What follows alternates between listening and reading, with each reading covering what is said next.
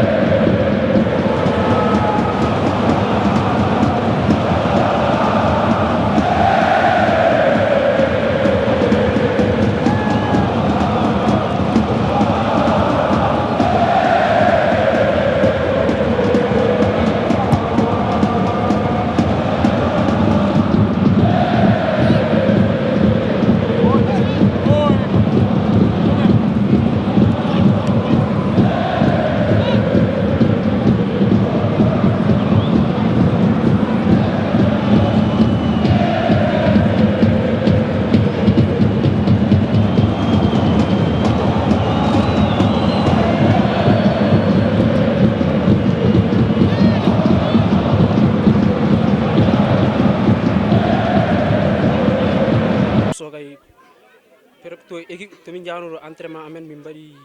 préparé match o comme il le faut d'abord mi waɗa encouragé équipe adversaire amen woni comme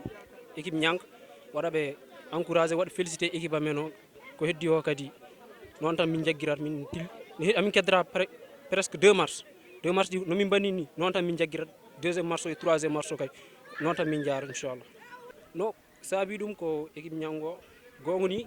kamɓe aɓen jouɓe aɗani 1-0 kam ittu ɗum weeɓani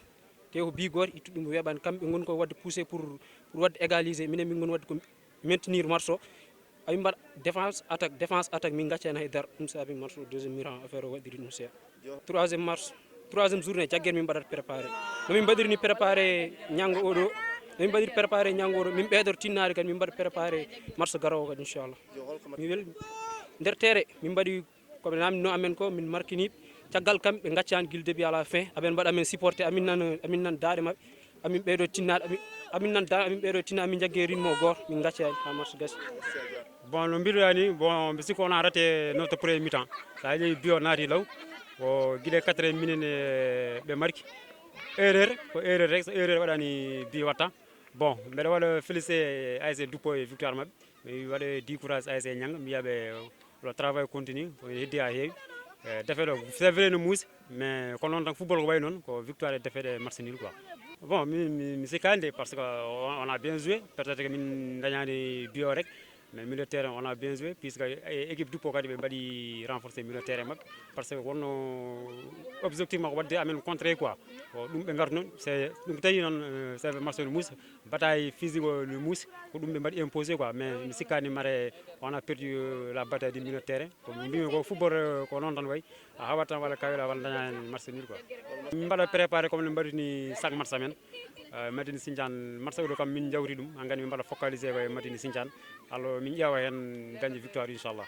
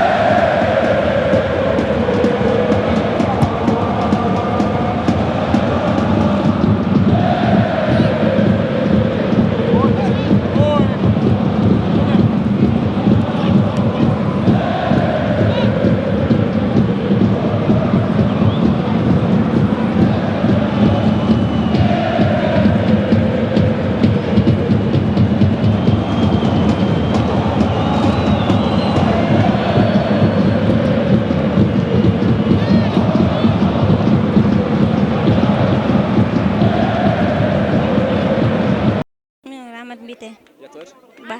Kaga dan dewa supporter legal base. Est-ce que adamini hande mon fi? Hein? Adamini hande victoire. Adamini 3-0. 3-0 nangda. Tukuda base jogi arma pour waru fiide dan ñol 3-0. Base fi 3-0 dum tan damini me. Dan damin dayen quoi. Ok, bon courage. Merci. Mi salmini man tamit maa lay dayoon nuyu. hande ka garo supporter dan leñol quoi. Comme garo wadde supporter dan leñol vraiment. Bele do xooli mon dañu victoire hande match hande. waaw waaw loolu laa bëgg de. ar jogi arme pour wadde hande gagner. am naa confiance pour ñu am lii du ñu am ndam bi. no mbira ko mbiyata supporter yi mon di. dama leen di encourager ma leen di lii ñaanal pour ñu mën a am marché bi. loolu laa bëgg waaw. Bonne chance. Merci. So surtout noon minen enseigne ene jeeya hen siftinorto amen ko ɓooyi min ɗo min ndewno par ce que ndewɗo ko min ndewno ɗum waɗi min manquera eyyi ɗum tan woni hen amin kirjini arde emin kaala hen ni somin nande min kaala hen ni min dokka hen idée e jiyande kadi amin mbawi wiide emin jiiya manquement ji e terrain je walla min mbasa wiide manquement ji kono kam ko rewande amen kamɓe ndewi gam woni hen kam komin jii pour l'instant mbiɗa ka ancien wonde kasman taw ɓooyi rewde e hande so tawi aɗa jogui conseil mo dokkata organisation supporteur uji holko waɗata pour supporteur uji e jogui organisation jumɓuɗi ndi eyyi hande kam o saaha joni suka joueur joni supporteur ay fof ne jogui sens ko minen hawru minen on saaha min kawrano hen sabu hande kala possibilité ene woodi supporteur wawi yebde dañ hen kono artira ittu ɗum e won caɗele jogo hen ƴetta hen kadi andodirede ƴetta hen kadi netade e yiide hono gonka yarata jour uji ɗi kadi ni wonko poti ƴettude hen goho a poti ƴewde jour e supporteur uji arɓe ɓe dokka ɗumen gueɗal ɓe mbaɗa fiijo welgo ɓe mbasa fijirde ɓerde ɓe mbasa jourde ɓerde ɓe jouo yo wel yo jiru hayso neɗɗo hawama ne taw kam waɗi kono yoodi taw janggo e jaam ma jeeɓo ar yeeɓa ɗum weltano ɗum taw wona ene décourage ɗum ha nata arde hay macceji